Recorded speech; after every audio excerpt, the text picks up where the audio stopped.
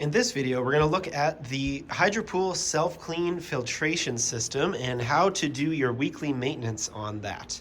So underneath one of your drink covers will be your pressurized filter here. So if the pump is running and everything, then this is under pressure. So if you open up this air relief valve or you try and take the ring off, water's going to start shooting everywhere or you won't be able to do it because it is pressurized. So first you're going to have to put it into standby mode. So if you just go into your, it's hard to see here, maintenance, and then standby, your circulation pump will shut off, and all the pumps will shut off. Now this may take a minute, and the reason is because if your heater is running when you put it into standby, it's going to be really hot in that heater barrel. And so if you shut the heater off right away, it's going to get really, really hot in that heater barrel, and that's not safe. So hot tubs are designed to have fail safes for that kind of thing. So if the heater's running when you put it in standby, it's going to shut the heater off and run the pump for another minute just to let it cool down in the heater barrel, and then it'll shut off. You'll hear it go quiet, the water will go completely still. If you want to be absolutely sure, you can just flip off your breaker and that will shut off everything. So once it's off, you just undo your air relief valve here. Then this gray tab lifts up, and then you take your locking ring off, and then your filter cap slash chlorinator slash brominator will just pull right out. So this is where your pucks go.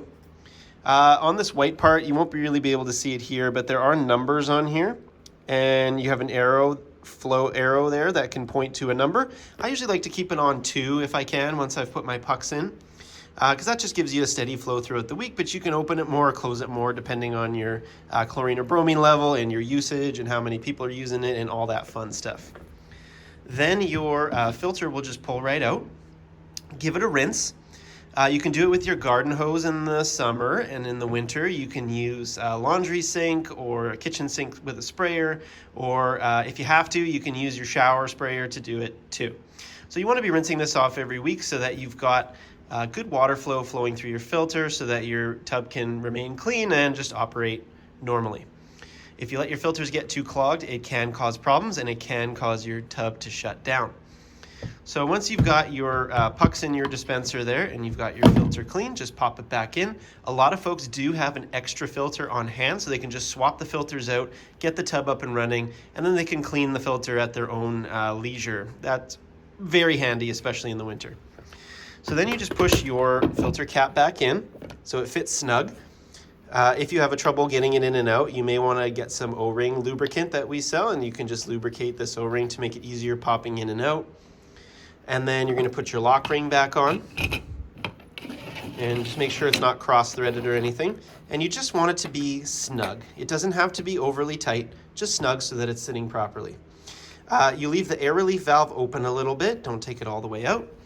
And then you just hit cancel so that it goes out of standby mode.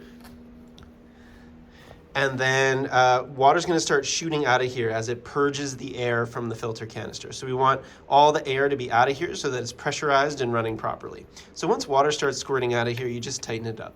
And again, you just want it snug. It does not need to be overly tight because you can break these and it can cause a lot of problems, especially in the winter, if this starts leaking out.